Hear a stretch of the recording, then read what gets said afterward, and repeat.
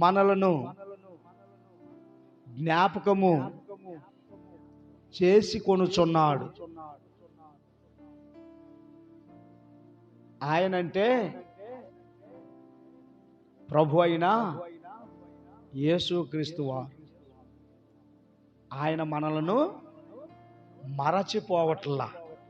చాలా మంది అనుకుంటున్నారు ప్రభు నన్ను మరచిపోయాడు అనుకుంటున్నాడు, ప్రభు నన్ను విడిచిపెట్టాడు అనుకుంటున్నాడు.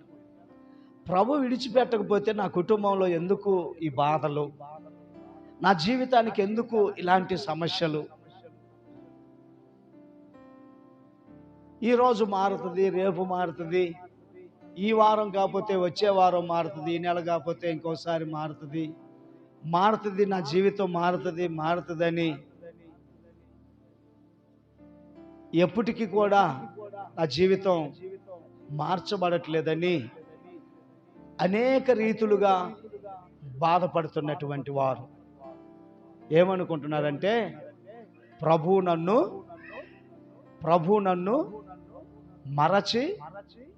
మరచిపోయాడేమో,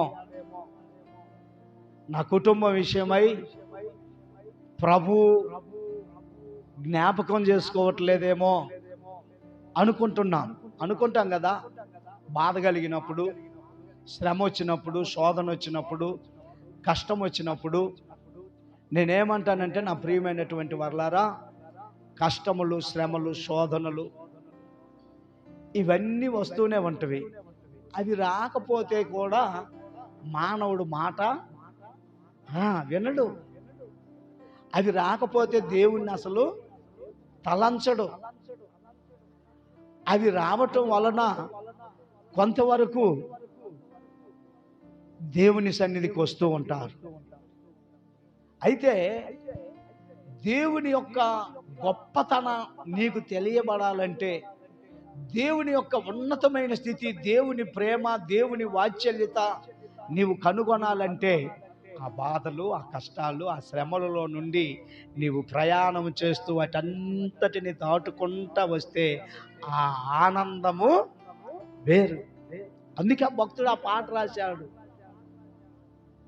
ఇంకా ఎక్కడ ఆనందం లేదు నా ప్రియమైన దేవుని బిడ్డ.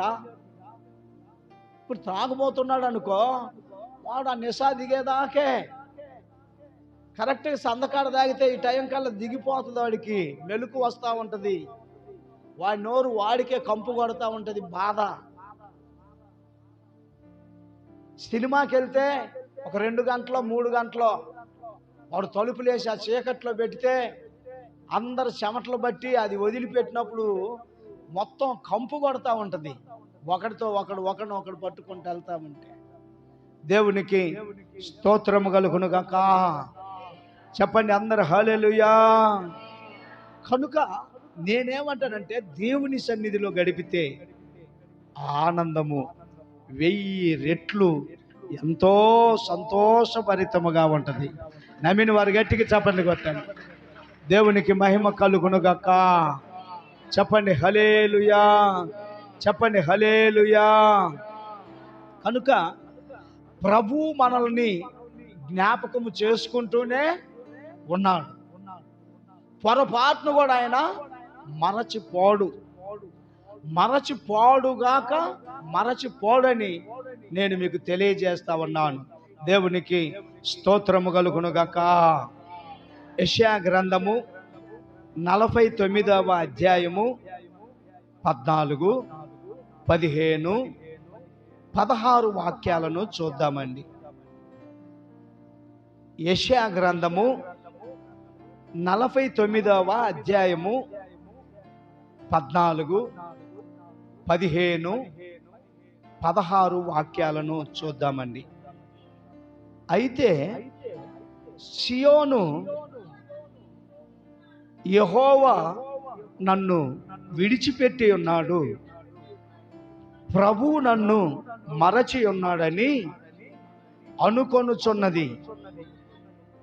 స్త్రీ తన గర్భమున పుట్టిన బిడ్డను కరుణింపకుండా తన చంటి పిల్లను మరచునా?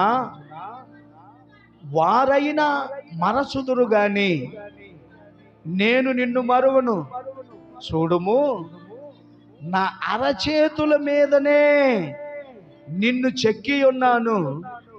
నీ ప్రాకారములు నిత్యము నా ఎదుటనున్నవి. హల్లెలూయా. అందరం చెబుదామండి, హల్లెలూయా. చూడండి, ప్రభు అనుకుంటున్నాడు, సియోను అనగా దేవుని బిడ్డలు, దేవుణ్ణి ఆరాధించేవారు, దేవుని మీద ఆధారపడ్డవాళ్ళు, దేవుణ్ణి ఆధారం చేసుకున్నవారు, దేవుడే సర్వస్వమని జీవించేవారు. కొద్దిగా శ్రమో, కాస్త కష్టమో, కాస్త ఇబ్బందో వచ్చినప్పుడు అనుకుంటున్నారు, యెహోవా నన్ను విడిచిపెట్టాడేమో. యెహోవా విడిచిపెట్టబట్టే ఈ శోధన వచ్చింది. తండ్రి అయిన యెహోవా యోబుని విడిచిపెట్టాడండి? విడిచిపెట్టాడా? విడిచిపెట్టలే. ఆయన యోబు మీద నమ్మిక ఉంచాడు. యోబు పొరపాటును కూడా తప్పిపోడు, మాట తప్పడు, మాట తిప్పడు అన్నాడు. ఈ రోజున నీ జీవితంలో శ్రమలు నీకు ఒకవేళ అనుమతించబడితే,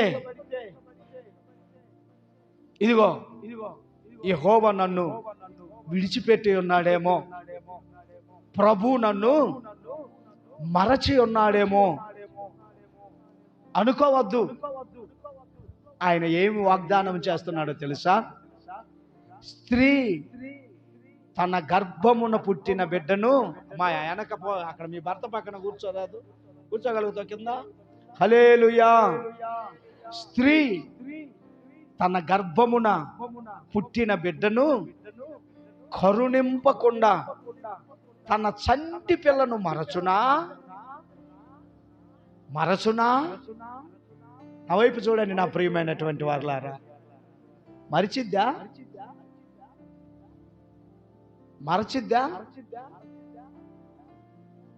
క్వశ్చన్ మార్క్ వేశాడు. ఎంతమంది మర్చిపోయారు తన పిల్లను? తన పక్కలో తన చంటి పిల్ల ఉన్నందన్న సంగతి మర్చిపోయి అటు పొర్లాడి, ఒక్కొక్కరికి భలే పొర్లాడుతూ ఉంటారు. సందకాడు ఇక్కడ పడుకుంటాడా, వాడు తెల్లవారుజామును చూస్తే అక్కడ తేలుతాడు, దొల్లుకుంటూ ఈ పక్క ఇది మొత్తం అక్కడ కుక్క ఏదో పడుకుంటుంది, వాడు పోయి అంటే ఒక్కొక్కరికి ఏంటంటే పొర్లాడే అలవాటు అన్నమాట. హల్లెలూయా.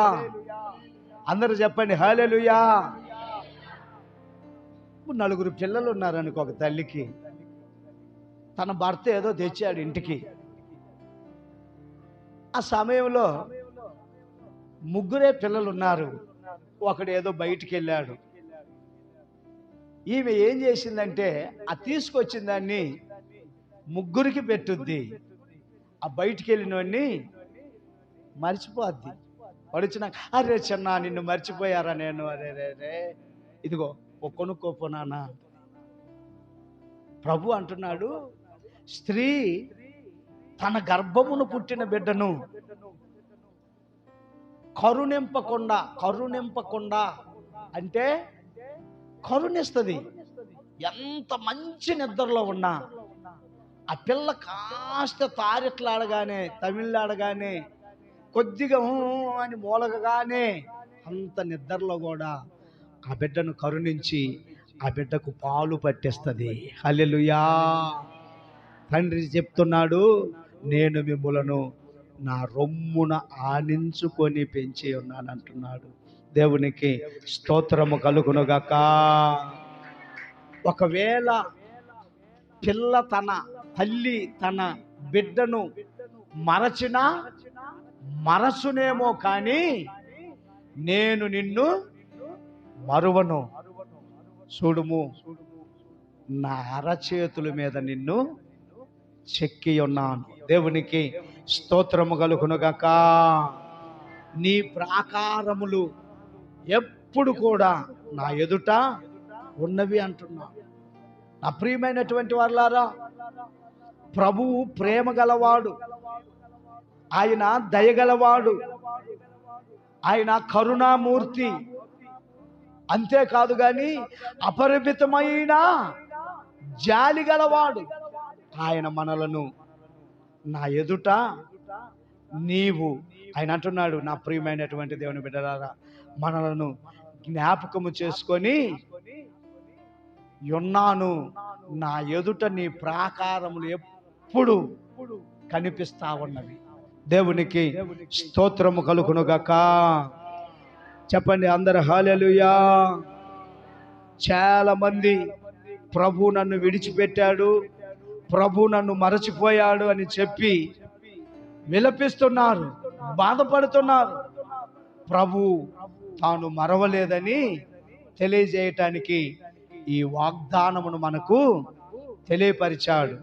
ఒకని తల్లి ఒకవేళ వానిని మరచునేమో కానీ నేను నిన్ను మరువను, నా అరచేతుల మీద నిన్ను. దేవునికి స్తోత్రము కలుగునుగాక.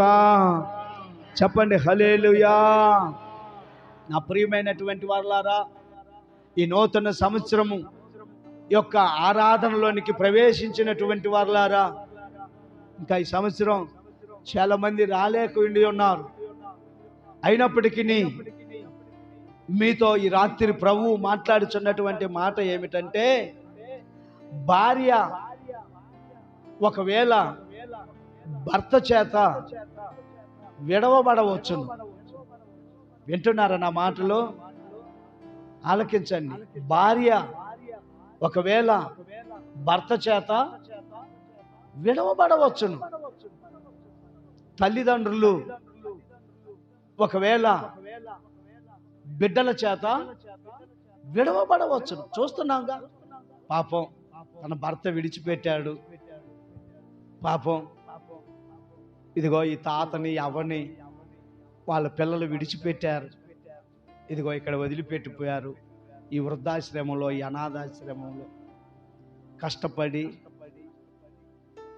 చెమటోడ్చి వారి ఆశలను చంపుకొని అల్లారు ముద్దుగా తన పిల్లలకు కావలసినది అంతా సమకూరుస్తూ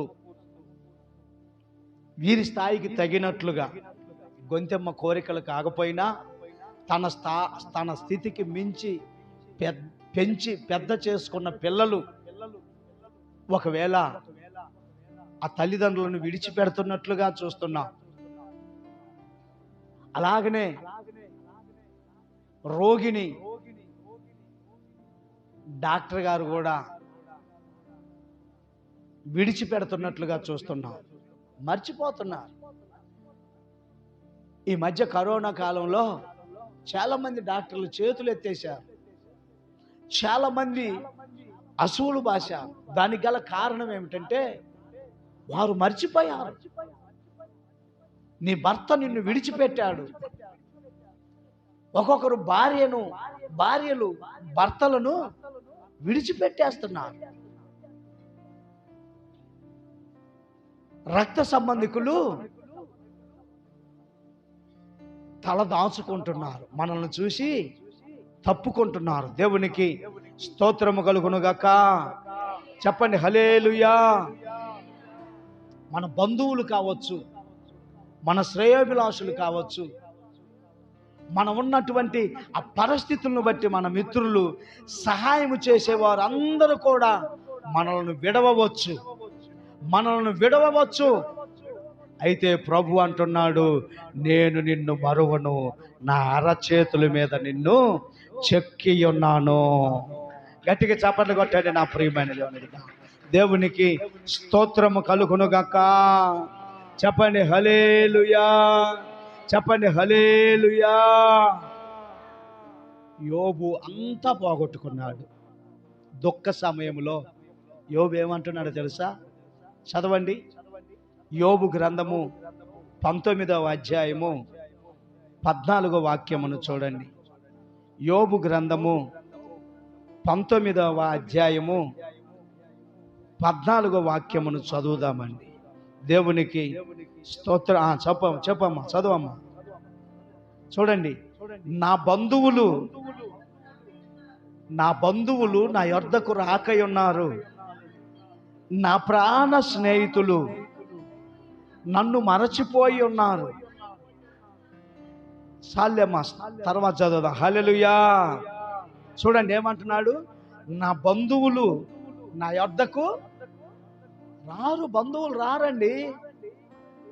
నీవు ఇబ్బందిలో ఉంటే, పొరపాటున నీవు అప్పుల పాలైపోతే, అనారోగ్యం పాలైపోతే, ఉన్న సమస్తము కూడా కర్పూరంలో కరిగిపోతే, నీ దగ్గర ఏది లేదంటే,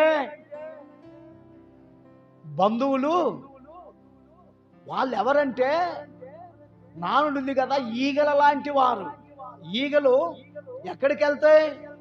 బెల్లం ఉన్న దగ్గరికే, బెల్లం ఉన్న దగ్గరికి వెళ్తాయి ఈగలు.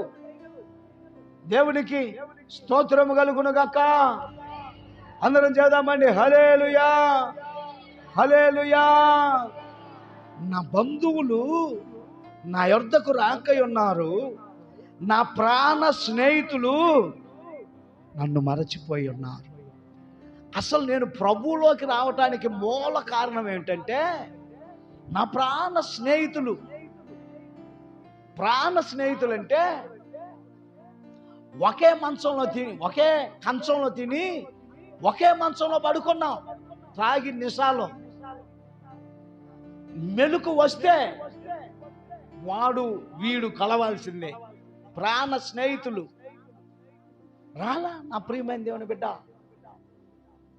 నేను హాస్పిటల్లో పడిపోయి ఉంటే, డబుల్ టైఫాయిడ్ వచ్చి, టీబీ వచ్చి హాస్పిటల్లో ఉంటే రాలా.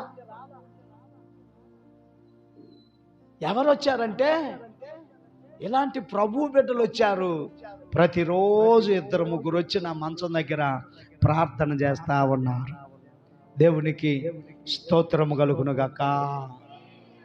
యోబు దగ్గరికి కూడా స్నేహితులంట, స్నేహితుల దగ్గరకు వచ్చారా? అల్లంత దూరాన్ని ఉన్నారంట స్నేహితులు.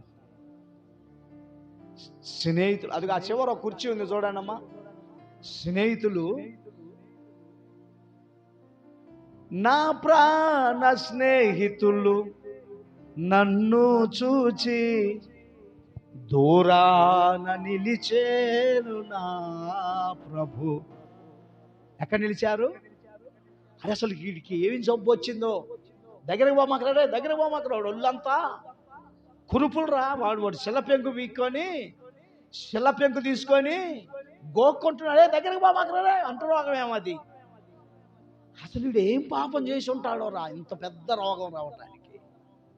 ఓ వీడు మహామేధావిరా, అందుకే వాడి పాపం. యోబు అంటున్నాడు అనుభవపూర్వకంగా, నా బంధువులు నా యొద్దకు రాకై ఉన్నారు. నా ప్రాణ స్నేహితులు నన్ను మరచిపోయి ఉన్నారు. చదువురా బిడ్డ. నా ఇంటి వారు, నా ఇంటి దాసదాసీ జనులు నన్ను అన్యునిగా ఎంచెను. నేను వారి దృష్టికి పరదేశినై ఉన్నాను.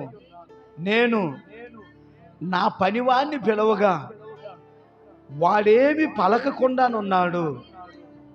నేను వాణ్ణి బతిమాలవలసి వచ్చెను. నా ఊపిరి నా భార్యకు అసహ్యము. నేను కనిన నా కుమారులకు నా వాసన అసహ్యము. చిన్న పిల్లలు సహా నన్ను తృణీకరించెదరు. నేను లేచుట చూచిన ఎడల బాలురు నా మీద దూషణలు పలికెదరు. నా ప్రాణ స్నేహితులందరికీ నేను అసహ్యుడనైతిని. నేను ప్రేమించిన వారు నా మీద తిరగబడి ఉన్నారు. దేవునికి స్తోత్రము కలుగును గాక. ఈ మానవుని జీవితంలో నిత్యం జరుగుతున్నాయా, జరగట్లేదా? నిత్యము. చూసారా, అక్కడ ఒక చక్కని మాట ఏమన్నదో తెలుసా నా ప్రియమైన దేవుని బిడ్డలారా? అన్ని మాటలు కూడా మన హృదయాన్ని ఎంతగానో కలచివేస్తుంది. అసలు దాసదాసీలు ఒకప్పుడు ఎవరు అక్కడ అంటే గడగడ గడగడలాడుతూ వచ్చేవాళ్ళు. ఇప్పుడు లెక్క చేయట్లేదంట. దాసదాసీలు ఆయనను లెక్క చేయట్లేదు. నా ప్రియమైనటువంటి దేవుని బిడ్డ, దేవునికి స్తోత్రము కలుగునుగాక. నేను నా పనివాణ్ణి పిలవగా వాడేమీ పలకకుండా ఉన్నాడంట. రేయ్, ఏ నిన్నేరా రేయ్, ఏ రమేష్ రేయ్ అంటే వాడు పలకట్లేదంట. నా ప్రియ అంటే ఇప్పుడు ఏమి లేదు ఈయన దగ్గర. అబ్బా కట్టండి చప్పట్లో. అది పవర్ లేదు, పవర్ లేదు నా ప్రియమైన దేవుని బిడ్డ. నీ బంధువులు అనుకుంటున్నారు నాకు బలగం ఉంది, నాకు కుమారులు ఉన్నారు, నాకు అధికారం ఉంది, నాకు ధనం ఉంది అనుకుంటున్నారు. యోబు కాడికి ఎక్కువ ఎవనికి? యోబు ఆ ప్రాంతంలోనే కొమ్ములు తిరిగిన మొనగాడంట. ఆ ప్రాంతంలోనే అతనితో సరితూగేవాడు ఎవడు లేడంట. కానీ అతను ఎక్కడున్నాడంట? ఇప్పుడు బూడిదలో కూర్చున్నాడంట. ఆ ఒళ్ళంతా కురుపులతో ఆ చిల్ల పెంకు తీసుకొని ఆ మాట, నా ప్రియమైన దేవుని బిడ్డ 17వ వాక్యములు అంటున్నాడు, నా ఊపిరి నా భార్యకు అసహ్యమైనది. వీడు చావడం, వీడు చావకుండా వచ్చాడండి, వీడు చావడు నన్ను బ్రతకనివాడు అనే భార్యలు ఉన్నారు. మన్నించండి. ఒకవేళ భార్య ఆ స్థితిలో ఉంటే భర్తలు కూడా ఉన్నారు. ప్రమాణం చేసిందా భార్య? భర్త ప్రమాణం చేశాడా? చివరి వరకు నీతోనే ఉంటానని, నిన్ను విడిచిపోనని. కానీ ఇక్కడ యోబు అంటున్నాడు, నా ఊపిరి నా భార్యకు అసహ్యమైనది అంటున్నాడు. చిన్న పిల్లలు సహా నన్ను లెక్క చేయలేదు అంటున్నాడు. దేవునికి స్తోత్రము కలుగునుగాక.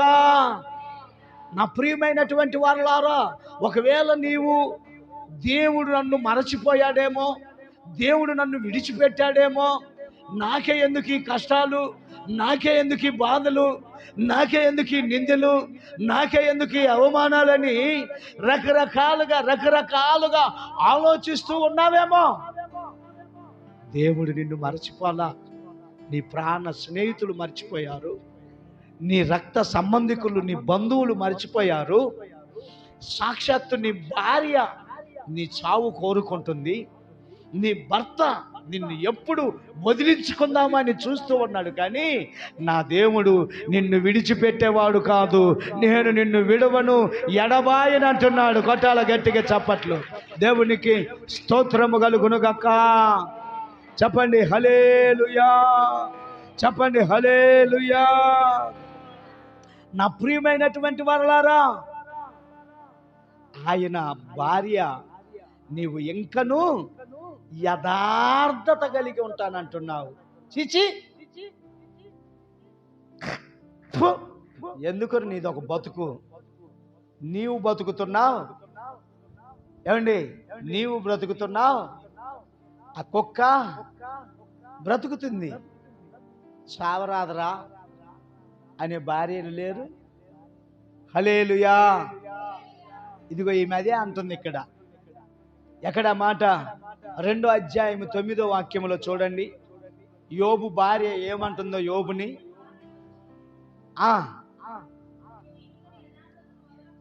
చూడండి. అతని భార్య వచ్చి నీవు ఇంకనూ యథార్థతను వదలకయుందువా, దేవుని దూషించి మరణము కమ్మంటుంది. నా ప్రియమైన దేవుని బిడ్డ, ఎందుకు చావక చావమంటుంది భార్య. ఈ రాత్రి నా ప్రియమైనటువంటి వారలారా, నేనేమంటానంటే, పొరపాటును కూడా దేవుడు, కొంతమంది ఎంత బాధకరంగా అంటారో తెలుసా? దేవుడిని ఏమంటారో తెలుసా? దేవుడు అన్యాయస్తుడయ్యా, దేవునికి న్యాయం లేదయ్యా, దేవుడు మాకెంత కీడు చేశాడయ్యా, మేమేం చేసావని దేవుడు మమ్మల్ని ఎట్ట చేశాడు. అబ్బా, నువ్వు ఏమి చేసావు? నువ్వు ఎరగవా అంట. పిల్లకి నిద్ర పంపు కూడా పోయింది. అబ్బా అని ఏం చేశావు? నేనేం చేశాను? నువ్వేం చేశావో? చేసుకున్నోడికి చేసుకున్నంత నువ్వేం చేశావో. నేనేమంటానంటే, నీకు శ్రమ రావచ్చు, శోధన రావచ్చు. అదిగో ఈశ్వరమ్మ సన్నగా అయిపోయింది పాపం. తన భర్త మంచాన పడితే ఎన్నుపోసి ఇరిగిపోయింది, కాళ్ళు చేతులు కాళ్ళు కదిలాట్లా. నేను పోయి చెప్పా, అమ్మా నీవు దిగులు పడి నీవు అన్నపానాలు మానేస్తే ఇప్పుడు నీ భర్తకి నీవు చాలా అవసరం అమ్మా అని చెప్పా. ఇప్పుడు ఆమె, మేము జనవరికి 31కి ఇద్దరం తారట్లాడుకుంటూ దేవుని సన్నిధికి వెళ్ళి ఉంటామే, ఇది ఎందుకు జరిగింది అంటే, ఆయన అంటాడు వాళ్ళ భర్త, ఈ కొంకులంట కన్నీళ్లు కార్చుకుంటా పడుకొని నాతో, పాస్టర్ గారండి ఇక నేను పొరపాటును కూడా లోకంలోనికి వెళ్ళనండి, నాకు చాలా బుద్ధి వచ్చింది, అందుకేనేమో దేవుడు నన్ను పడేశాడు, నేను లేచి నడిస్తే మీలో 4వ వానిగా చేర్చుకోండి నన్ను అంటున్నాను. హల్లెలూయా.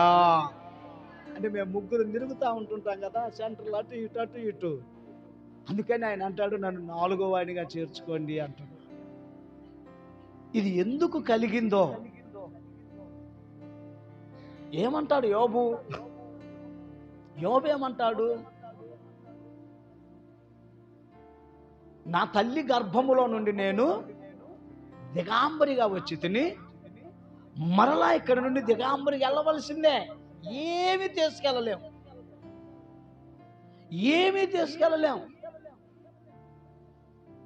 యెహోవా ఇచ్చెను, యెహోవా తీసుకొనెను, ఆయన నామమునికే స్తుతి కలుగును గాక అన్నాడు. అబ్బా, ఆస్తి పోయింది, ఐశ్వర్యం పోయింది, అంతస్తులు పోయినాయి, పని వాళ్ళు పోయారు, మందలు పోయినవి, అన్నీ పోతే పోయినాయి. దాని దుంపదేగా కనుక్కున్న 10 మంది పిల్లల శవాలు ఎదురు పడుకోబెట్టారు. శవాలు ఒకడు కాదు, ఇద్దరు కాదు, కనుక్కున్న పిల్లలందరూ చనిపోయారు.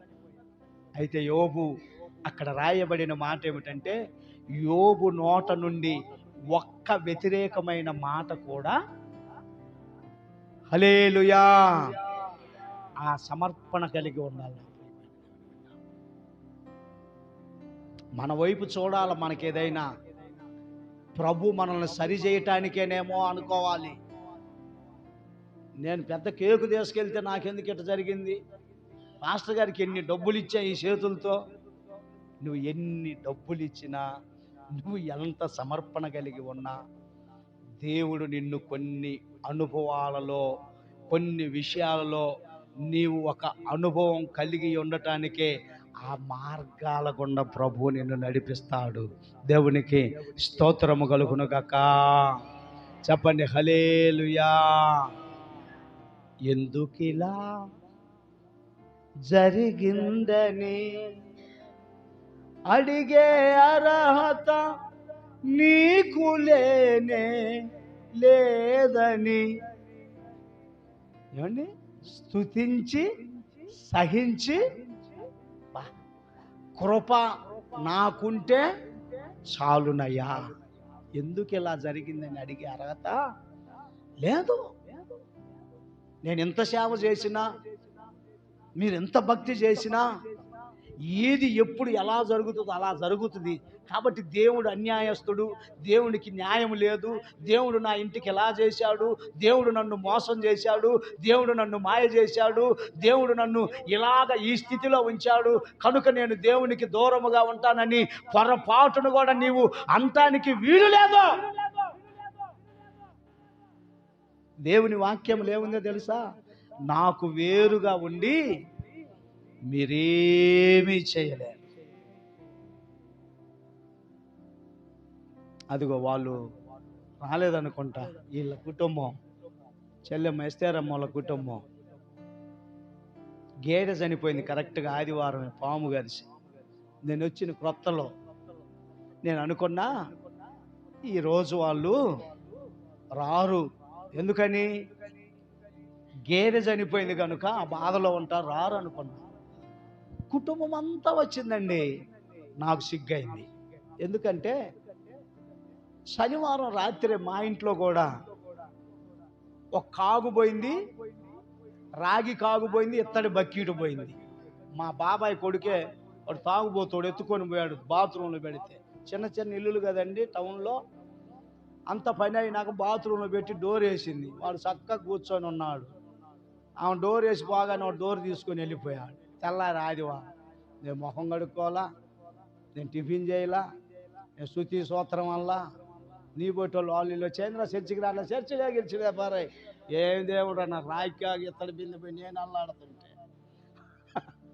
హల్లెలూయా, హల్లెలూయా.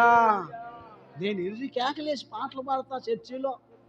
నేను ఇంతగా చేస్తుంటే దేవుడు నా బిందె నా కాగు పోగొడతాడా, నా బకెట్ పోగొడతాడా? చేసి నేను రాను.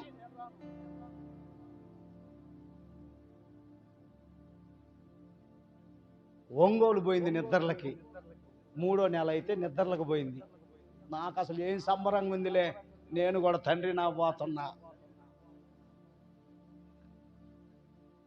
అందరికి పిల్లలు ఉన్నారు, నాకు కూడా. అదిగో మా అక్క ఒంగోలులో ఉండిద్ది. ఆమె కొత్త బట్టలు పెట్టి పంపించింది. ఒంగోలు రైల్వే స్టేషన్కి వచ్చి టికెట్ తీసుకోపో మాయన్న. ఏం పోయింది టికెట్ కోసం. వెనక ఇంకొక ఆమె వచ్చింది, చిన్న ఏనుగాలుంది. ఎన్ని టికెట్లే అనుకుంటూ వచ్చి ఏమైనా బుద్ధిని గుద్దటం. ఏం అక్కడ రాయి ఉంటుందిగా బుకింగ్ల దగ్గర రైల్వే స్టేషన్లో, నున్నట్టు రాయి.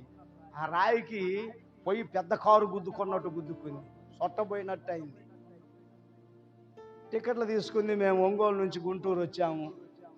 ఇంటికి రాగానే ఆమెకు బ్లీడింగ్ అవుతుంది. వాళ్ళ అమ్మమ్మకు చెబుతుంది, తీసుకెళ్ళి అమ్మమ్మ ఎట్ట అయింది సార్. ఒరి అట్ట అయిందని డాక్టర్ దగ్గరికి పోతే ఏమకు అభాషణ జరగాల, ఏదో ఒత్తిడి జరిగింది అన్న. ఇంకొత్తిడి ఏముంది, ఆ గొన్నేనుగే.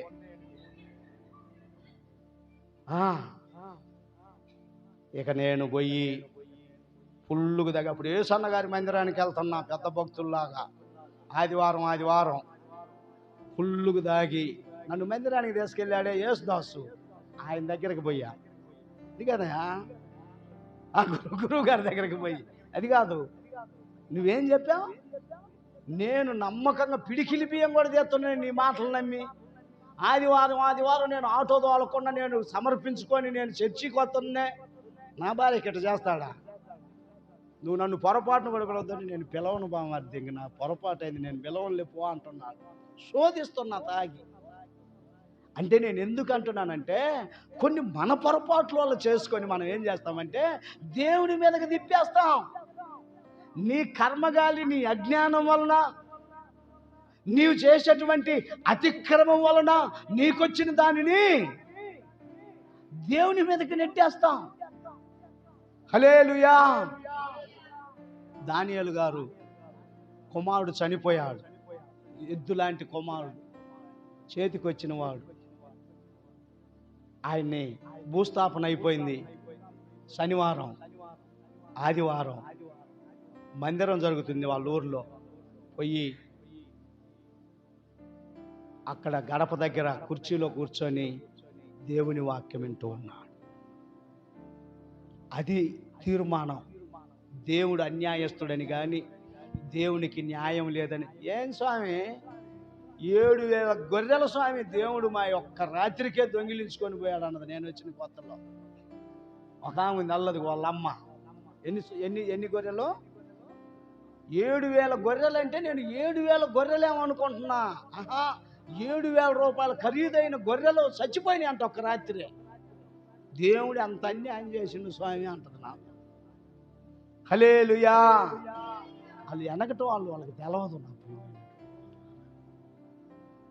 కాబట్టి నేనేమంటానంటే, దేవుడు నన్ను మరచిపోయాడు, దేవుడు నన్ను విడిచిపెట్టాడు, నా జీవితం ఎలాగైపోయిందని నీవు పొరపాటును కూడా అనవద్దు. దావీదు ఏమంటాడో తెలుసా? 31వ కీర్తనలో చూడండి. దావీదు జీవితంలో అటువంటి పరిస్థితులు ఎదురయ్యాయి. మరణమై స్మరణకు 12వ వాక్యములో, మరణమై స్మరణకు రాకున్న వాని వలె మరోబడి తిని ఓటి కొండ వంటి వాడనైతిని అని విలపించాడంట. నేను ఇంకొకటి చెబుతున్నా మీకు ఈ రాత్రి. నేను ఏదే రోజుల్లోనైనా కానీ సాదాసీదాగా తీసుకుంటున్నాను కానీ అందరేనండి. 2 చేతులు పైకి ఎత్తండి, 2 చేతులు పైకి ఎత్తండి. 2 చేతులు పైకెత్తి నేను ఒకటి చెబుతున్నా, ఈ రాత్రి పొరపాటును కూడా మీ మీ మీ కుటుంబ క్షేమం కూడా చెబుతున్నా. ఇంకా కొంచేపు ఉంటుంది. ఓపిక బట్టి కళ్ళల్లో ఒత్తులు వేసుకొని చక్కగా వినండి. మీ బ్రతుకులు మార్చడానికి ఈ మాటలు చెబుతున్నా. మీరు ఊరికనే కూరెపాట్లు పడవద్దు. నేను పగలు నిన్నటి నుంచి చెబుతున్నా, మీరు రెస్ట్ తీసుకొని రండి. రెస్ట్ నేను కంటి మీద కొనుకు బల్ల కూటం అయిపోయిన తర్వాత పాపం బురద బిసికాం. అదిగో పాటయ్య గారు నేను దాని బురద పిల్లలు వెనక చెట్లు అంతా సేకరి చేశాం. ఎందుకంటే ఇక్కడ అంతా మదుగంతా ఆగిపోతుంది. తర్వాత లైట్లు కట్టుకోవటం, తర్వాత పెరుగు కోసం వెళ్ళటం, తర్వాత ఆటి కోసం వీటి కోసం తిరిగి. నేను ఎందుకు అంటున్నానంటే, నిద్రపోమాకండి, మెలకువగలిగి. ఏమంటాడు యేసు ప్రభు? మీరు శోధనలోనికి ప్రవేశించకుండానట్లు మెలకువగలిగి ఉండమంటున్నాడు. ఇది మెలకువగలిగి ఉండే రోజు ఇది. కాసేపాకి నాకు ఇంటికి వెళ్ళి పడుకోండి. రేపు పగలు 11ంటికి పెడతా నేను మందిరం. 1 గంట ఆలస్యంగానే పెట్టుకుందామండి. దేవునికి స్తోత్రము కలుగునుగాక. చెప్పండి హల్లెలూయా, చెప్పండి హల్లెలూయా. ఏమంటున్నాడు తెలుసా? మరణమై స్మరణకు రాకున్న వాని వలె మరవబడితిని, ఓటి కొండ వంటి వాడనైతిని. ఏం కొండ? చెప్పండి చెప్పండి. ఓటి కొండ పనికొచ్చిద్దా? ఓటి కొండ. ఈరోజు తీరా పక్కన పెట్టరా, పక్కన పెట్టేస్తాను. దావీదు అంటున్నాడు, దావీదు ఎన్నో శోధనలు అనుభవించాడు, ఎన్నో శ్రమలు అనుభవించాడు. అయినప్పటికీ కూడా దేవునిని స్తుతించటం మానలా. నా ప్రియమైన దేవుని బిడ్డ, దేవునికి స్తోత్రము కలుగునుగాక. ఒక వృద్ధురాలు, మంచి ధనవంతురాలంట. అప్రియమైనటువంటి వారలారా, వృద్ధాశ్రమంలో చేరిందంట. చాలామంది ఉన్నారు, కుమారులు ఉన్నారు, కుమార్తెలు ఉన్నారు. జీవితాల గురించి మాట్లాడుతున్నాం, చక్కగా ఆలకించండి. పరిశుద్ధాత్మ దేవుడు చిన్నగా మెల్లగా చక్కగా కేకలేయకుండా మాట్లాడమన్నాడు. పద్ధతి మార్చుకొని మాట్లాడరా, పరిగెట్టగాకు. నా ప్రజలతో సూటిగా తేటగా మాట్లాడమా. ఒక ధనవంతురాలు వృద్ధాప్యం వచ్చిన తర్వాత కుమారులు ఉన్నారు, కుమార్తెలు ఉన్నారు, మనవళ్ళు మనవరాళ్ళు అందరూ ఉన్నారు. కానీ ఆమె ఎవరికి పనికిరాలా. ఏం కొండ అయిపోయింది? ఓటి కొండ అయిపోయింది. ఆమె వృద్ధాశ్రమంలో ఉండి మాట రాసుకుందంట, నాకు తలంత బలగం ఉన్నారు, ఏ రోజు కూడా ఒక్కళ్ళు వచ్చి పలకరించలేదు,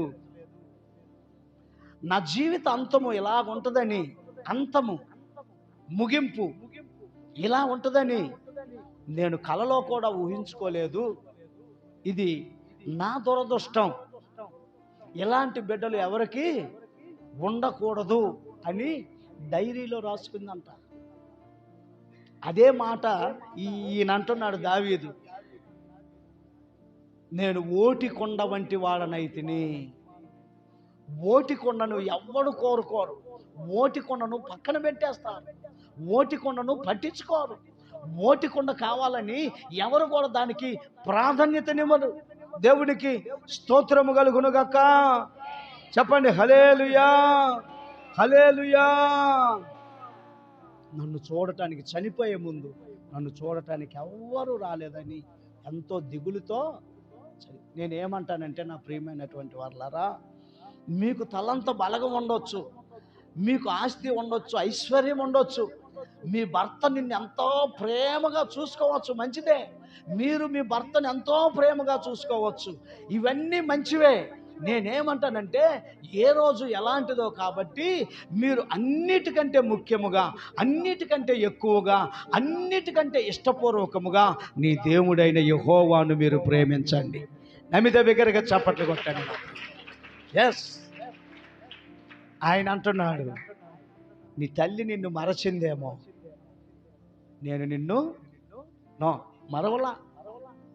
మరవలేదు. నా అరచేతుల మీద నిన్ను, దేవునికి స్తోత్రము కలుగునుగాక. చెప్పండి హల్లెలూయా, చెప్పండి హల్లెలూయా. లోకము ప్రేమ కొరకు అంగలార్చుచున్నది. ప్రభు ఏమంటున్నాడు తెలుసా? యెహోషువ గ్రంథములో, నిన్ను విడువను, నిన్ను ఎడబాయనని ప్రభు నిబంధన చేస్తున్నాడు. మొదటి అధ్యాయం 5వ వాక్యమును చూడండి. నిన్ను విడువను, నిన్ను ఎడబాయను. నిన్ను విడువను, నిన్ను ఎడబాయను. అబ్బా, నిబ్బరము కలిగి చప్పట్లు కొట్టండి ఆ మాటకి. నా ప్రియమైనది, నిబ్బరం లేదు నీ దగ్గర, నిబ్బరం లేదు, ధైర్యం లేదు. నన్ను విడిచిపెట్టాడు, నన్ను మర్చిపోయాడు, నా బ్రతుకింతే, నా గతింతే, ఇక నా బ్రతుకు అనవసరం, నేను చనిపోతే మేలని కొంతమంది బలవన్మరణం అవుతున్నారు. కానీ ఆయన ఏమంటున్నాడు తెలుసా? నిన్ను విడవను, నిన్ను ఎడబాయను, నిబ్బరము కలిగి ధైర్యముగా ఉండు. నిబ్బరం కలిగి ధైర్యంగా ఉండండి. శ్రమలు వచ్చినాయి, కష్టాలు వచ్చినాయి, కుటుంబంలో వేదనలు వచ్చినాయి, బాధలు వచ్చినాయి, రాకుండా ఏముండవు.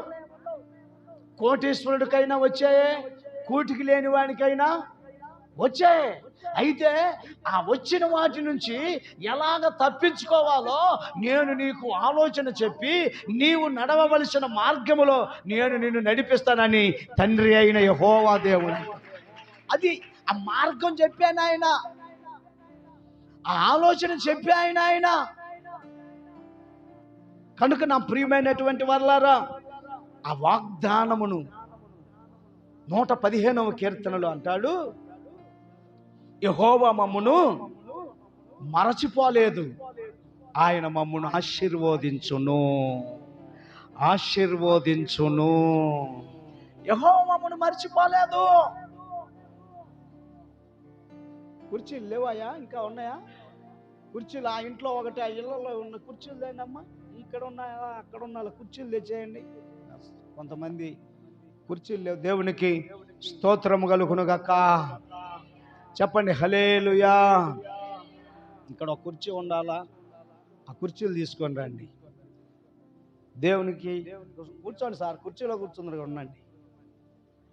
ఏమంటాడంటే, నా యెహోవా మమ్మును మరచిపోలేదు, ఆయన మమ్మును ఆశీర్వదించును. దించుతాడు అంట, దించుతుడేమో అంటలా, ఆయన మమ్మును ఆశీర్వదించును. హల్లెలూయా. అంటే ఇక దానికి తిరుగులేదు. దేవునికి స్తోత్రము కలుగునుగాక. చెప్పండి హల్లెలూయా. ఎవరెవరిని ఆయన జ్ఞాపకం చేసుకున్నాడో చక్కగా ఇంకా కొన్ని విషయాలు మనం తెలుసుకొని ఈలోపు క్రొత్త సంవత్సరంలోనికి తండ్రి మనల్ని ప్రవేశపెడతాడు. దేవునికి స్తోత్రము కలుగునుగాక. ఎవరిని ఆయన జ్ఞాపకము చేసుకుంటున్నాడంటే, చూడండి, చక్కగా ఆలకించండి మాటలను నా ప్రియమైనటువంటి వాళ్ళ. అక్కడ పెట్టేసేయమ్మా, అక్కడ పెట్టేసేయండి. ఎవరిని ఆయన జ్ఞాపకము చేసుకుంటున్నాడంటే, శ్రమల పాలైన వారిని తలంచుకుంటున్నాడంట. బా, ఎవరిని? శ్రమల పాలైన వారిని. శ్రమల పాలైన వారంటే, అదిగా తల్లేది పగలు సీటు రాసి ఇచ్చిందిగా, ఈ సంవత్సరం మా అప్పులు తీరినాయండి, మాకు మేలు జరిగిందండి, అందుకని తండ్రికి కృతజ్ఞతగా చిన్న కానుకను. హల్లెలూయా. ఎవరు శ్రమల పాలు? అప్పుల పాలైనటువంటి వారు, నిందల పాలైనటువంటి వారు, అవమానాల పాలైనటువంటి వారు, అనారోగ్యాల పాలైనటువంటి వారు, వారిని నేను జ్ఞాపకం కాదు ఆయన అంటుంది, ఆయన జ్ఞాపకం కాదు అంటుంది, నేను తలంచుకొనుచున్నాను. జ్ఞాపకం చేసుకోవటం వేరు, తలంచుకొనటం. దేవునికి స్తోత్రము కలుగును గాక. చెప్పండి హల్లెలూయా. చూడండి 40వ కీర్తన 17వ వాక్యమును చూడండి. నేను శ్రమల పాలై దీనుడనైతిని, ప్రభు నన్ను ప్రభు నన్ను తలంచుకొనుచున్నాడు. దేవునికి స్తోత్రము కలుగును గాక. నేను శ్రమల పాలై దీనుడనైతిని, ప్రభు మనల్ని తలంచుకుంటున్నాడు. నా ప్రియమైనటువంటి వాళ్ళారా, మనమేమో ప్రభు మమ్మల్ని మర్చిపోయాడు, ప్రభు మమ్మల్ని విడిచిపెట్టాడు, ఈ సంవత్సరంలో మాకు ఇన్ని కష్టాలు, ఈ సంవత్సరంలో మాకు ఇన్ని నష్టాలు, ప్రభు ఉంటే మాకు ఇలాగెందుకు జరుగుతుందని పొరపాటు పడుతున్నాం. ప్రభు నిన్ను విడిచిపెట్టలా, ప్రభు నిన్ను మరచిపోలా. దేవునికి స్తోత్రము కలుగును గాక. హల్లెలూయా. చెప్పండి హల్లెలూయా. తలంచుకొనుచున్నాడను మాటను మనం గమనిస్తే, ఎప్పుడైనా ఒక్కసారి జ్ఞాపకం చేసుకొనుట వేరు, ఎల్లప్పుడూ తలంచుకొనుట వేరు. ఇక్కడ ప్రభు ఏమంటున్నాడంటే, శ్రమల పాలై దీనులైన వారిని తలంచుకొనుచున్నాడని చెప్పుచున్నాడు. ఎంత శ్రేష్టమైన మాట. దేవునికి స్తోత్రము కలుగును గాక. హల్లెలూయా. శ్రీలంక దేశమునకు చెందినటువంటి ఒక సహోదరుడు, యవనస్తుడే, పెళ్ళైన ఒక 6 నెలలకు ఇతర దేశం వెళ్ళిపోయాడంట. వెళ్ళిపోయి 5 సంవత్సరాలు గడిచిందంట. అతను వెళ్ళిపోయిన తర్వాత ఒక కుమారుడు, పసిబిడ్డ పుట్టాడు. 5 సంవత్సరాలు అయింది. కానీ తన భార్యను చూడలా, తన కుమారుణ్ణి చూడలా. అతనికి ఏం వార్త తెలిసిందంటే, శ్రీలంకలో యుద్ధాలు జరుగుతున్నవి, వీరుణ్య ప్రాంతంలోనే యుద్ధం భీకరంగా జరుగుతుంది అన్నప్పుడు ఈ సహోదరుడు తన భార్యను, తన కుమారుణ్ణి తలంచి తలంచి తలంచి వేదన చెందుతూ బాధపడుతున్నాడు. దేవునికి స్తోత్రము కలుగును గాక. తలంచుచున్నాడు, నా భార్య ఏమైపోయిందో, నా పిల్లలు ఏమైపోయారో. అలాగే ప్రభు అంటున్నాడు, నేను శ్రమల పాలైనటువంటి వారిని, దీనత్వములో ఉన్న వారిని తలంచుచున్నాను. దేవునికి స్తోత్రము కలుగును గాక. చెప్పండి హల్లెలూయా.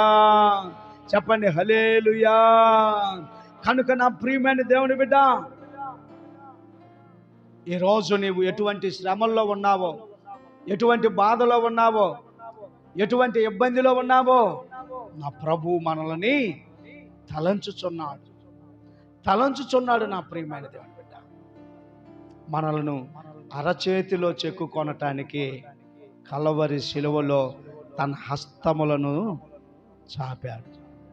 ఘోరమైన మేకులతో ఆయన యొక్క హస్తములలో, అదే చెక్కుకోవటం అంటే ఇప్పుడు ఊరికి ఇదంతా చెక్కుకుంటున్నారు, మొత్తం బూడిద ఏందేందో పూసుకుంటున్నారు. ఆడపిల్లలకు ఉంటుండే ఇక్కడ ఇంకా ఎక్కడ స్త్రీలకు కూడా ఇవన్నీ ఏంటి అయ్యి పచ్చ బొట్టు చెదరిపోలేదు, ఆ బొట్టు వేరు. హల్లెలూయా. హల్లెలూయా. ఎక్కడ చెక్కున్నాడంట ఆయన? అరచేతిలో. ఒక ఆయన ఎక్కడ చెక్కున్నాడు తెలుసా? ఇక్కడ చెక్కున్నాడు. ఇక్కడ చెక్కుని చూశారా, నేను జీజస్ ఉంటుందని మొత్తం ఇదంతా చూడ, ఆయనకే కనపడదని. నీ ప్రాకారములు నేను నిన్ను అరచేతిలో చెక్కున్నా, నిన్ను ఎప్పుడు చూడాలంటే అప్పుడు చూస్తున్నా. అంటే ఆయన శిలువలో మ్రేకుల ద్వారా కొట్టబడ్డాడే, అందులో నుంచి, ఆ గాయాల్లో నుంచి మన ప్రతి ఒక్కరం ఆయనకి కనిపిస్తూ ఉంటాం. నమ్మిన వారు గట్టిగా చప్పట్లు కొట్టండి. ఎస్, ప్రతి ఒక్కరము. నేను అరచేతిలో నిన్ను దేవునికి స్తోత్రము కలుగునుగాక. చెప్పండి హల్లెలూయా, చెప్పండి హల్లెలూయా. ఆయన నా కుమారుడా, నా కుమార్తె, చూడుము నిన్ను నా అరచేతిలో చెక్కి ఉన్నానని చెప్పుచున్నాడు. నా ప్రియమైన దేవుని బిడ్డలారా, కనుక ఈ రాత్రి ఆలోచన చెయ్యి. పాతకాలంలోనంట మంచి స్నేహితులు ఉన్నారనుకో, మిత్రులు, మంచి స్నేహితులు.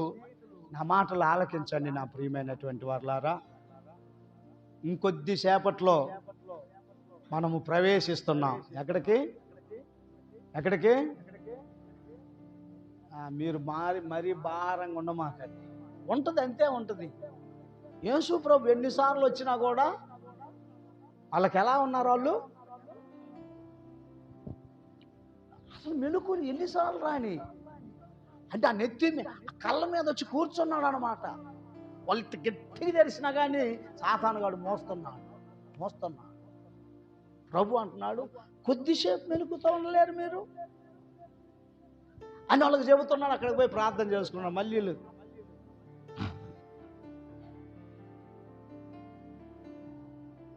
ఆయన చిన్నని స్వరంతో పిలిస్తే, ఆ బోధకుడా, నిద్రపోవట్లేదు బోధకుడా.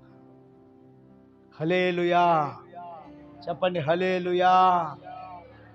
మెలకువ కలిగి ఉండండి. మీ కుటుంబాల దీవెన కొరకు, మీ కుటుంబాల ఆశీర్వాదం కొరకు, మీ కుటుంబంలో శోధన నుంచి విడిపించబడటానికి. పాతకాలంలో ఇద్దరు ప్రాణ స్నేహితులు ఏం చేసేవారంటే, ఇద్దరు చెయ్యిని కోసుకునేవారంట, చీల్చుకునేవారంట. చీల్చుకొని వాడి చెయ్యి వీడి చెయ్యి ఆ బ్లడ్ని అతికించుకునేవారంట, వారి స్నేహానికి నిబంధన రక్తముగా. ఆ తర్వాత ఆ గాయం మానిపోతే ఎక్కడ ఉన్నా ఈ గాయాన్ని చూస్తే తన స్నేహితుణ్ణి తలంచుకునేవాడంట. దేవునికి స్తోత్రము కలుగునుగాక. హల్లెలూయా. కనుక ప్రభు నన్ను మరచిపోయినా అని అపోస్తుడైన తోమా ఏమన్నాడు తెలుసా? తోమా, శిష్యులు యేసు ప్రభు వచ్చినప్పుడు, ఏది చనిపోయి సమాధి చేయబడి మృత్యుంజయుడే తిరిగి లేచి పునరుద్ధానుడైన తర్వాత శిష్యులు కనిపించాడు. అయితే అప్పుడు తోమా లేడు. తోమా వచ్చినాక శిష్యులు అన్నారు, తోమా, యేసు ప్రభు తిరిగి వచ్చాడు, మేము చూసాం, ఆయన్ని మాట్లాడామంటే తోమా అంటాడు, నేను నమ్మను. నా చేతులతో ఆయన తాకితేనే నేను నమ్ముతా, ఆయన గాయాల్లో నా వేలు పెట్టి చూస్తేనే నేను నమ్ముతా అన్నారు. అంటే ప్రభు అన్నాడు, తోమా, ఇదిగో నేనే, చూడు, ఇదిగో నా ప్రక్కలో నీ చెయ్యి పెట్టి తడుము, ఇదిగో బల్లెపు పోటు, ఇదిగో నా చేతిలో నీ వేలు పెట్టు. దేవునికి స్తోత్రము కలుగునుగాక. చెప్పండి హల్లెలూయా, చెప్పండి హల్లెలూయా. ప్రభు యొక్క హస్తములు మనల్ని సృష్టించను. హస్తములే మన కొరకు మేకులతో కొట్టబడ్డవి. నా ప్రియమైన, అరచేతుల్లో మనల్ని చెక్కుకున్నవాడు ఆయనే. కనుక ఈ రోజున నీవు ఒకవేళ శ్రమల పాలై దీనత్వములో ఉన్నావేమో, ఆయన నీ కొరకు దీనుడుగా, ఇందాక నువ్వు పాట పాడావుగా, ఎంత దీనమో అని, ఆయన మన కొరకు దీనుడుగా వచ్చాడు. దేవునికి స్తోత్రము కలుగునుగాక. చెప్పండి హల్లెలూయా. రెండవదిగా ఎవరిని ప్రభు జ్ఞాపకము చేసుకుంటాడంటే, విధేయులగు వారిని అంటే లోబడేవారిని, ఆయన మాట వినేవారిని ఆయన జ్ఞాపకం చేసుకుంటాడు. ఆయన ఎవరైతే చాలా మంది విధేయులు కాదండి, వినలేరు, మాట వినరు, లోబడరు. దేవునికి స్తోత్రము కలుగును గాక. చెప్పండి హల్లెలూయా. లోబడినటువంటి వారు ఉంటారు, విధేయులు కారు. విధేయులైన వారిని ఆదికాండము 8వ అధ్యాయము 1వ వాక్యములో చూస్తే, దేవుడు నోవాహును అతనితో కూడా ఓడలోనున్న సమస్త జంతువులను సమస్త పశువులను జ్ఞాపకము చేసుకున్నాడు. హల్లెలూయా. చెప్పండి హల్లెలూయా. సమస్త జంతువులను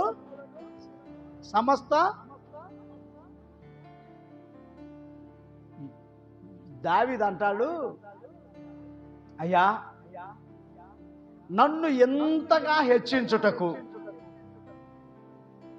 నేను ఏమాత్రపు వాడను, నా కుటుంబము ఏమాత్రపుదయ్యా అంటున్నాడు. హల్లెలూయా. చెప్పండి హల్లెలూయా. ఇంతగా నన్ను హెచ్చించుటకు, ఇంతగా నన్ను ఆశీర్వదించటానికి నేను ఏ పాటి వాడను, నా కుటుంబమే పాటిది, నేను ఎంత మాత్రపు వాడను. పురుగు వంటి యాకోబుని ఆయన జ్ఞాపకం చేసుకుంటున్నాడు. మనం ఎవరమంట? పురుగు లాంటి వారము. నీవు ఆయన మాటకు లోబడితే, ఆయన మాటను అంగీకరిస్తే, ఆయన మాట విని ఆయన మాట ప్రకారం నీవు ప్రవర్తిస్తే తప్పనిసరిగా ఆయన నిన్ను 100 ఆశీర్వదిస్తాడు. దేవునికి స్తోత్రము కలుగునుగాక. చెప్పండి హల్లెలూయా. నోవాహు కాలంలో నా ప్రియమైన దేవుని బిడ్డలారా, ప్రజలు భయంకరమైన అతిక్రమము చేస్తున్నారంట. వారి పాపము ఆకాశాన్ని అంటిందంట. చూడండి ఎంత దుర్మార్గమో. ఈ రోజున అనేకులు దుర్మార్గంగా జీవిస్తున్నారు, దుర్మార్గంగా బ్రతుకుతున్నారు. వారి దుర్మార్గతను విడిచిపెట్టలేకపోతున్నాడు. చూడండి, ఆ యొక్క నోవాహు కాలములో ఆ ప్రజలు అతిక్రమమును బట్టి దేవుడు ఏమని తీర్మానం చేసుకున్నాడో తెలుసా? నీటితో ఈ లోకమును నశింపచేయాలని తీర్మానం చేసుకున్నాడు. దేనిని బట్టి? మానవుని యొక్క తప్పితమును బట్టి. నా ప్రియమైనటువంటి దేవుని బిడ్డలారా, దేవునికి స్తోత్రము కలుగునుగాక.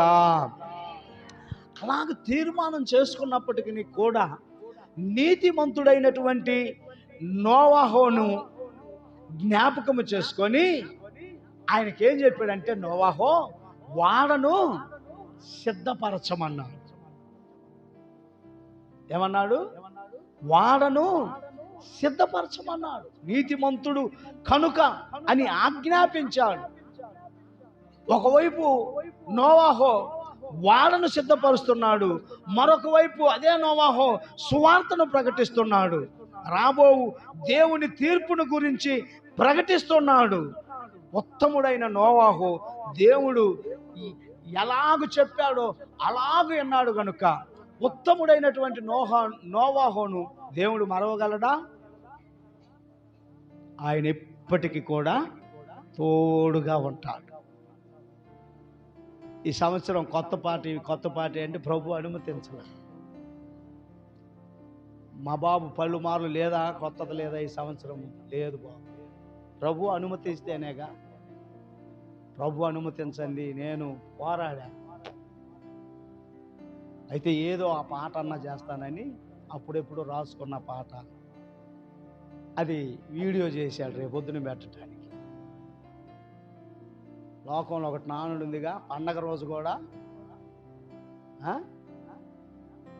తెలవదు అది. పండగ రోజు కూడా పాత చీర అన్నదంట ఒక ఆమె. పాతదో బోతదో ఉందిగా, కట్టుకోరాదు. హల్లెలూయా. చెప్పండి హల్లెలూయా. దేవా నీ తోడు నాకుండగా నేను ఒంటరిని కానెన్నడు, నీవు నా పక్షమై ఉండగా నాకు భయమేమి లేకుండును. ఈ పాట 2020లోనో 19లోనో రాశా. ఆగిపోనెన్నడు యేసయ్యా సాగిపోదును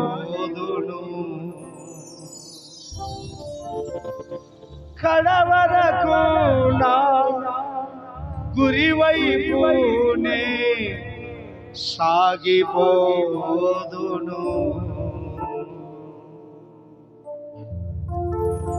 దేవాని తోడు నాకుండగా నేను ఒంటరిని కానన్నాడు నీవు నా పక్షమై ఉండగా నాకు భయమేమి లే ఆగిపోనన్నాడు యేసయ్యా సాగిపోదును ఆగిపోనన్నాడు యేసయ్యా సాగిపోదును కడవరకు నా గురివైపునే సాగిపోదును కడవరకు నా గురివైపునే సాగిపోదును దేవా నీ తోడు నాకుండగా నేను ఒంటరిని కానన్నాడు నీవు నా పక్షమై ఉండగా నాకు భయమేమి లేకుండును చప్పట్లు కొడదామండి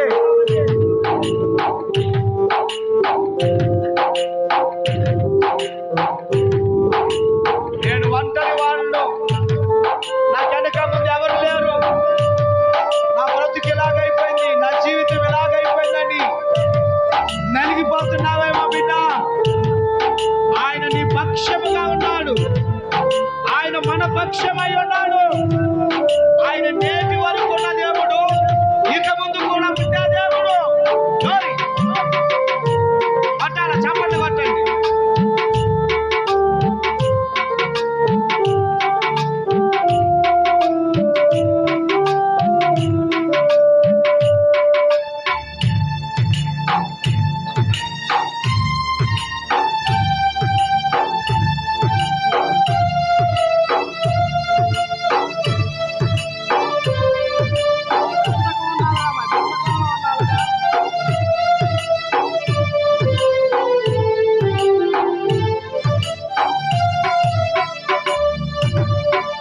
ఎర్ర సముద్రము ఎదురొచ్చిన ఫరో సైన్యము వెనకొచ్చిన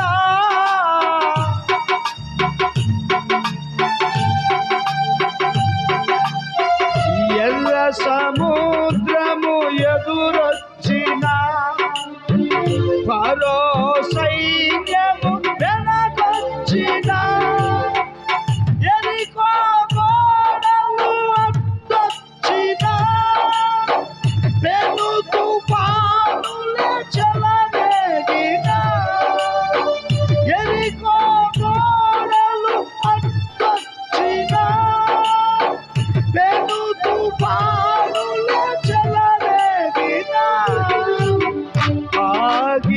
ఆగిపోనన్నాడు యేసయ్యా సాగిపోదును ఆగిపోనన్నాడు యేసయ్యా సాగిపోదును కడవరకు నా గురివైపునే సాగిపోదును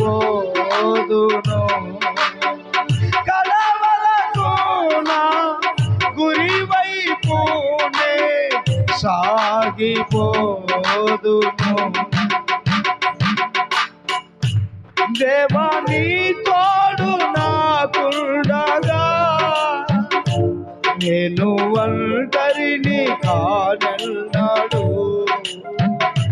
నీవు నా పక్షమై ఉండా నాకు భయమేమి లేకుండును.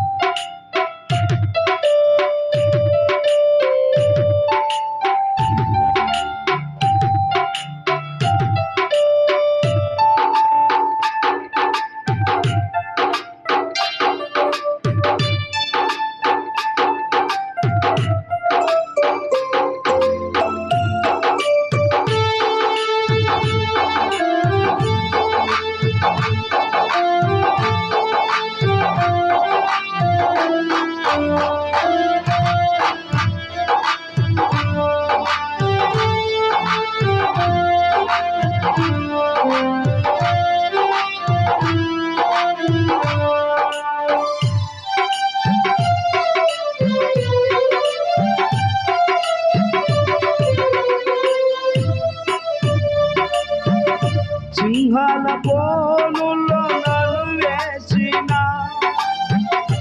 అగ్ని గుండముల పడతోసిన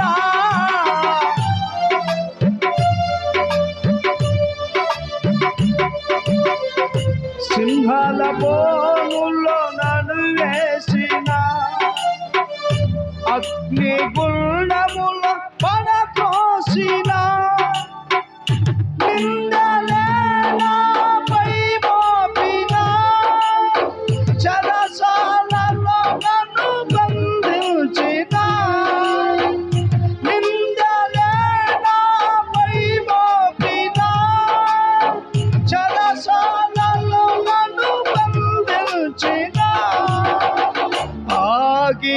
ఆగిపోనెన్నడు యేసయ్యా సాగిపోదును. ఆగిపోనెన్నడు యేసయ్యా సాగిపోదును. కడవరకు నా గురి వైపునే సాగిపోదును.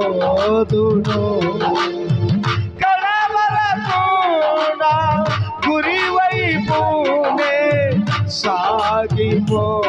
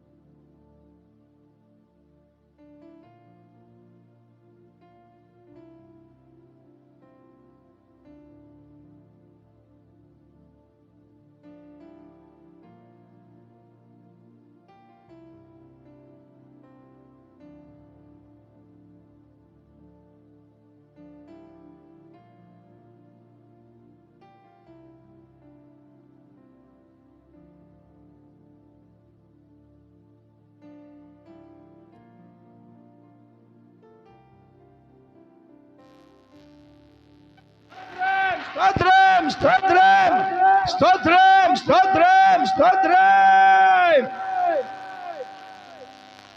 హల్లెలూయా. దేవునికి మహిమ కలుగును గాక. హల్లెలూయా.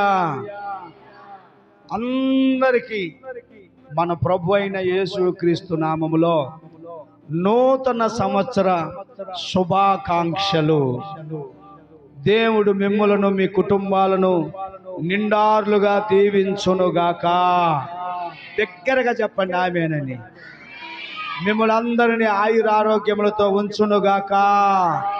మీ ఆలోచన యావత్తును ఈ సంవత్సరం సఫలపరచునుగాక. ఆశగొన్న మీ ప్రాణమును తండ్రి తృప్తిపరచునుగాక. మీరు కోరుకున్న రేవుకు మిమ్మును నడిపించునుగాక.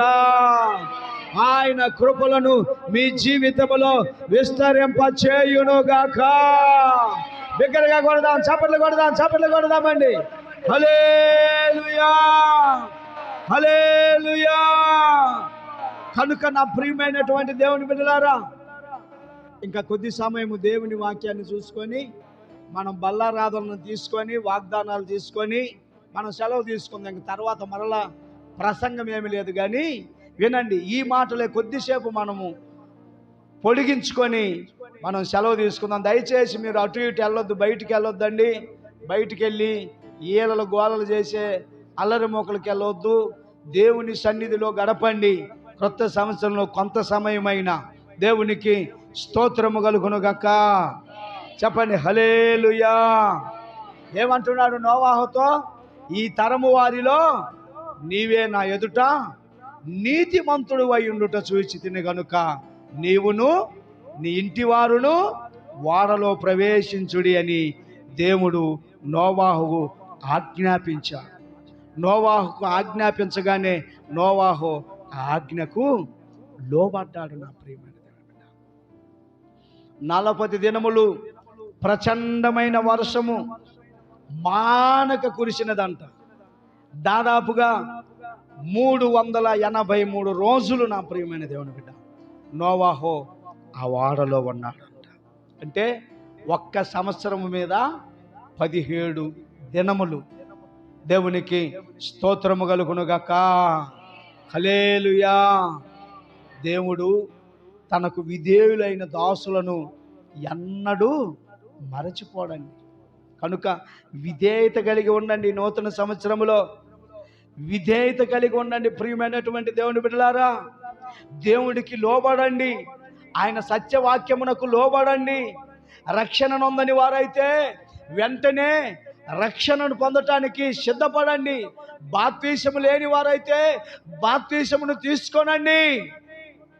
అంత్య దినములు అపాయకరమైనటువంటి రోజుల్లో ఉన్నాం. ఆయన రాకడెప్పుడో మన పోకడెప్పుడో తెలవని స్థితిలో ఉన్నాము. కనుక ఇదే అనుకూలమైన సమయము. నేడే రక్షణ దినము. క్రొత్త సంవత్సరంలో ప్రవేశించగానే తండ్రి ఈ మాటలు పలుకుచున్నాడు. నువ్వు ఇంకా బాప్తీసం పొందలేదా? ఇంకా ఏదో ఈ లోకములో జుర్రుకోవాలని ఉన్నావా? ఇంకా ఈ లోకములో ఏదో అనుభవించాలని ఆశ కలిగి ఉన్నావా? నో. నా ప్రియమైన దేవుని బిడ్డ, నీ పోకడ ఎప్పుడో, ఆయన రాకడ ఎప్పుడో మనకు తెలవదు. దేవునికి స్తోత్రము కలుగునుగాక. అబ్రహాము కూడా దేవునికి ఏమయ్యాడు? విధేయుడయ్యాడు. ఏమన్నాడు అబ్రహాముని దేవుడు? నీవు లేచి నీ దేశము నుండి, నీ బంధువుల యొద్ద నుండి, నీ తండ్రి ఇంటి నుండి బయలుదేరి నేను నీకు చూపించు దేశమునకు వెళ్ళుము అని దేవుడు ఆజ్ఞాపించగానే మారు మాట్లాడకుండా తక్షణమే అబ్రహాము దేవుని మాటకు లోబడినట్లుగా చూస్తున్నాం. దేవునికి స్తోత్రము కలుగునుగాక. చెప్పండి హల్లెలూయా. ఏ దేశమునికి వెళ్ళాలి, ఏ దేశంలో ఉండాలని ఎదురు ప్రశ్న కూడా అయ్యా బైబిల్లో ఉన్నది. తాను ఎక్కడికి వెళ్ళవలెనో ఎరుగకనే దేవుని మాటకు లోబడి వెళ్ళాడంట. నేనేమంటానంటే నా ప్రియమైన దేవుని బిడ్డలారా, ఈ క్రొత్త సంవత్సరంలో మీకు చేతులు జోడించి చెబుతున్నాను, దేవుని మాటకు లోబడండి. దేవునిని ప్రేమించండి. దేవునికి విధేయులుగా ఉండండి. దేవుని రక్షణ లేకపోతే రక్షణ తీసుకోనండి. బాప్తీసము లేకపోతే బాప్తీసమును పొందండి. దేవుని దగ్గర నమ్మకముగా ఉండండి. దేవునికి స్తోత్రము కలుగునుగాక. చెప్పండి హల్లెలూయా. చెప్పండి హల్లెలూయా. ప్రభువు అబ్రహామును ఒక ప్రత్యేకపరచు మార్గములో నడిపించగోరాడు గనుక అబ్రహాము లోతుని విడిచిపెట్టవలసి వచ్చినది. దాసి అయినటువంటి హాగరును, తన కుమారుడైనటువంటి ఇష్మాయేలును దూరము చేసుకోవాల్సి వచ్చింది. వృద్ధాప్యమందు లేక పుట్టిన కుమారుడు ఇస్సాకును కూడా బలిపీఠము మీద పండుకోబెట్టవలసి వచ్చిన పరిస్థితుల యందును అబ్రహాము దేవునికి వ్యతిరేకముగా లేడు, దేవునికి విధేయునిగా ఉన్నాడు. బిగ్గరగా చప్పట్లు కొట్టిన ప్రేమ. విధేయత విధేయత విధేయత.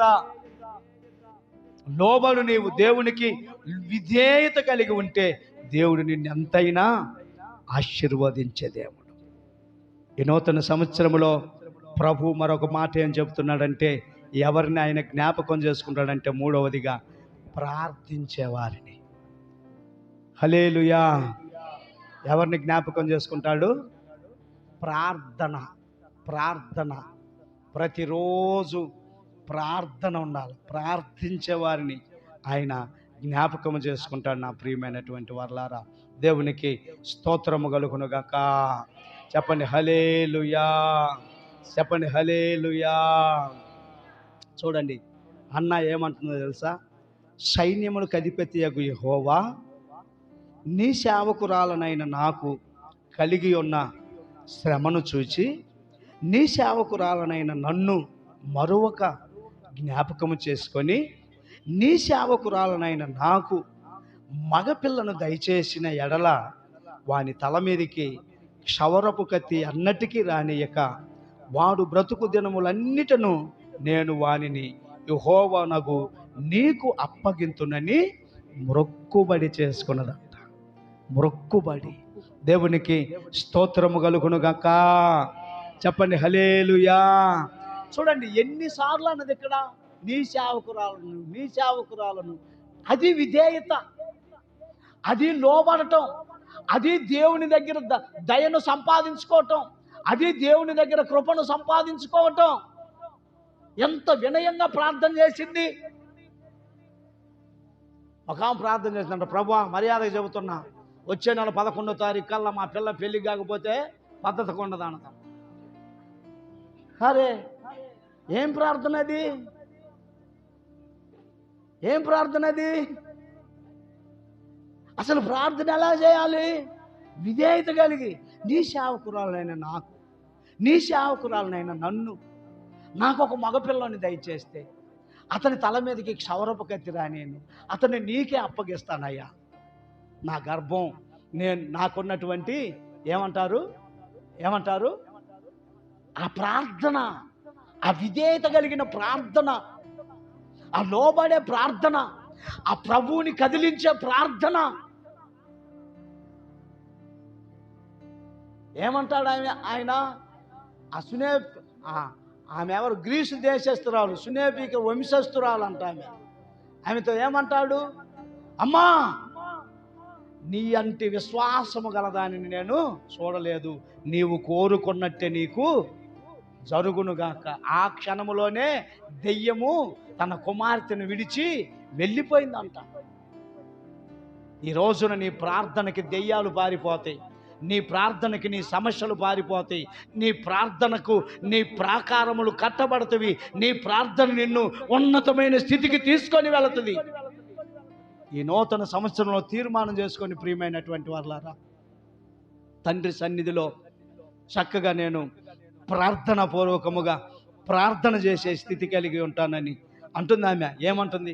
అయ్యా, నీ సేవకురాలైన నాకు కలిగి ఉన్న శ్రమను చూచి నీ సేవకురాలైన నన్ను మరొక జ్ఞాపకం చేసుకొని నీ సేవకురాలైన నాకు మగపిల్లను.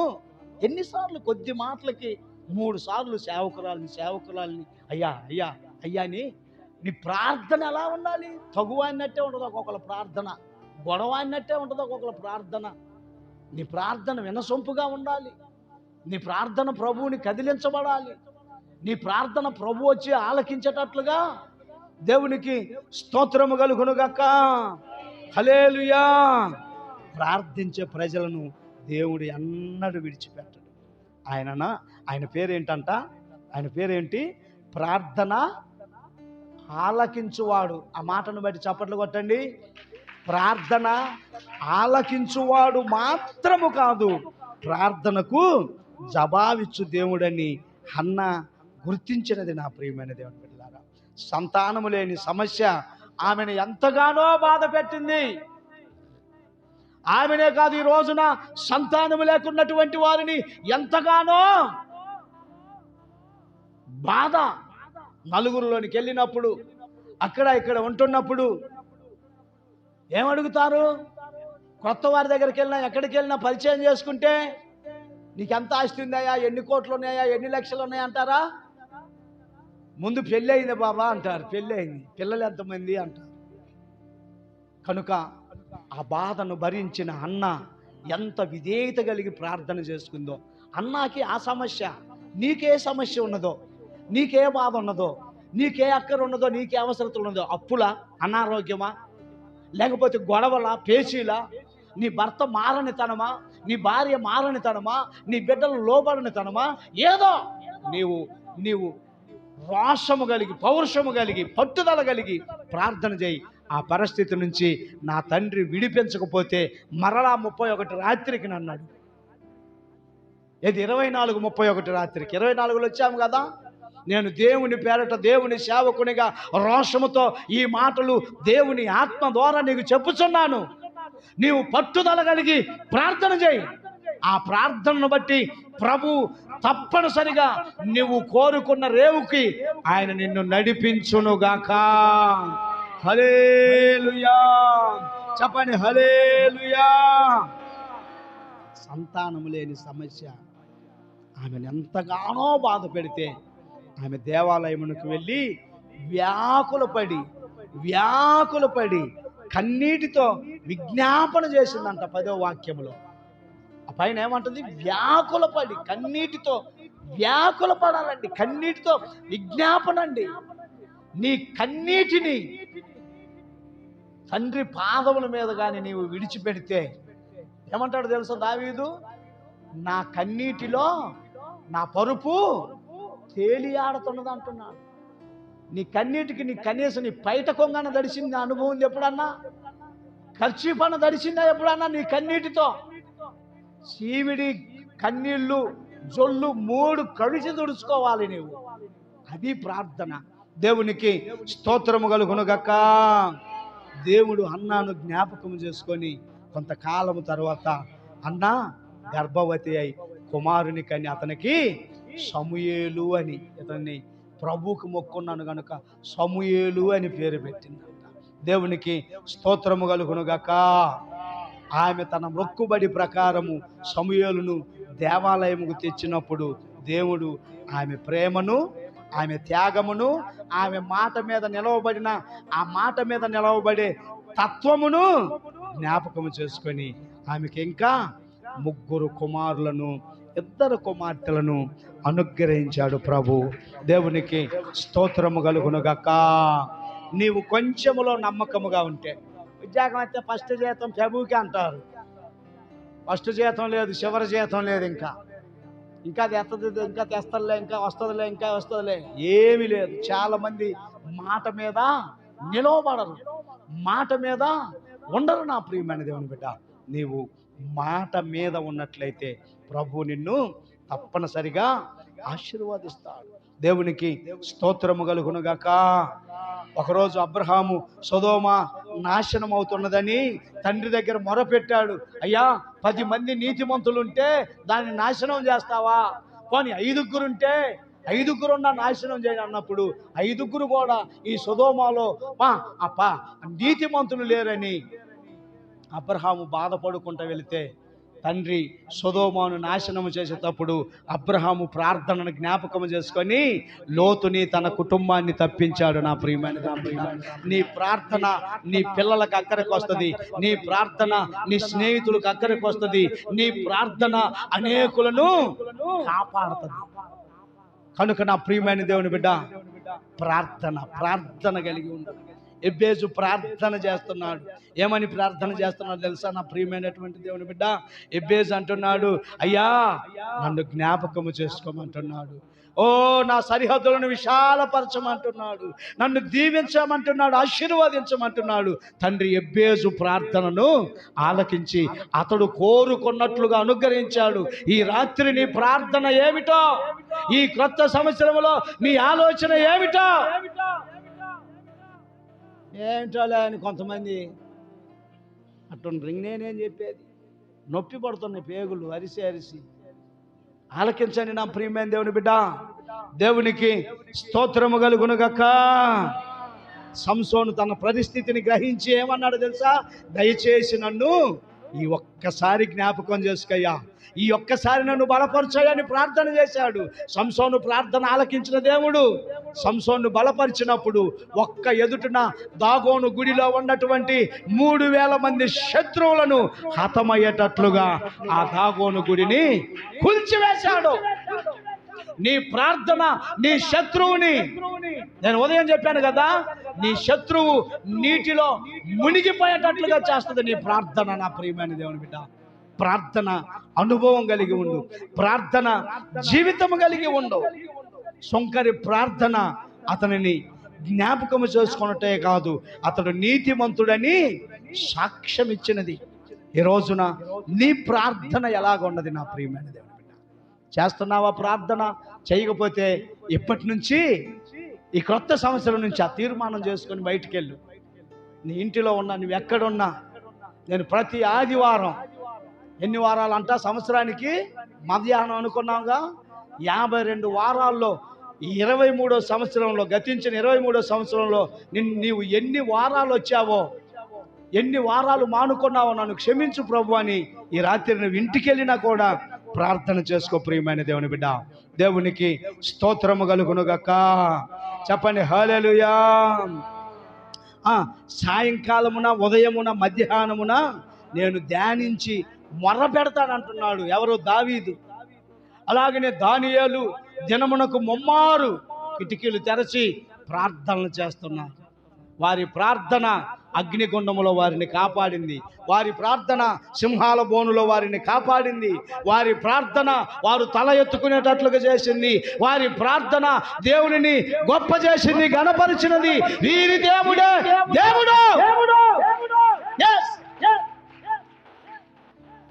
నా ప్రియమైన దేవుని బిడ్డ, ఈ నూతన సంవత్సరంలో నీ చెవిలో దేవుని ప్రార్థన గింగుర్లు మనుగాక. ప్రార్థన ప్రార్థన ప్రార్థన. ఆయన ప్రార్థన నీ పరిస్థితులను మారుస్తుంది. దేవునికి స్తోత్రము కలుగునుగాక. నేడు నీ పరిస్థితి సింహాల గుహలో ఉన్నట్టుందేమో, నేడు నీ పరిస్థితి అగ్నిగుండంలో పడినట్టుందేమో. నా బ్రతికెందుకు ఇలాగైంది, నా జీవితం ఎందుకు ఇలాగైంది, విచారంతో, దిగులుతో, వేదనతో అల్లాడిపోతున్నావేమో. ఒక మాట విని ఒక మాట విననట్లుగా ఉన్నావేమో.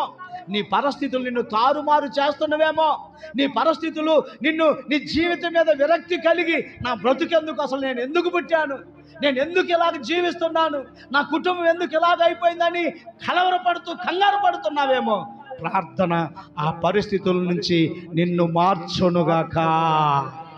ప్రార్థన ప్రార్థన ప్రార్థన అలవాటు చేసుకో. ఆ ప్రార్థన నిన్ను ఆశీర్వదిస్తుంది. మోకరించండి, చిన్న ప్రార్థన. ఈ మా వర్తమానములు మీకు ఆశీర్వాదకరముగా ఉన్న ఎడల మా ఛానల్ను సబ్స్క్రైబ్ చేసుకొనగలరు. మీ ప్రార్థన అవసరాలకు మరియు విన్నపాలకు సంప్రదించవలసిన మా చిరునామా: యేసు మాట్లాడును ప్రార్థన మందిరం, అంజనాపురం, దాచేపల్లి. మా ఫోన్ నంబర్ 9492707426 మరియు 8121229863. దేవుని ప్రేమతో మీ అందరికీ మా శుభాభివందనాలు. దేవుడు మీ అందరినీ దీవించునుగాక. ఆమేన్. సింహాసనాసీనుడా, నా ఆరాధనకు యోగ్యుడవు, స్తుతులాసీనుడా.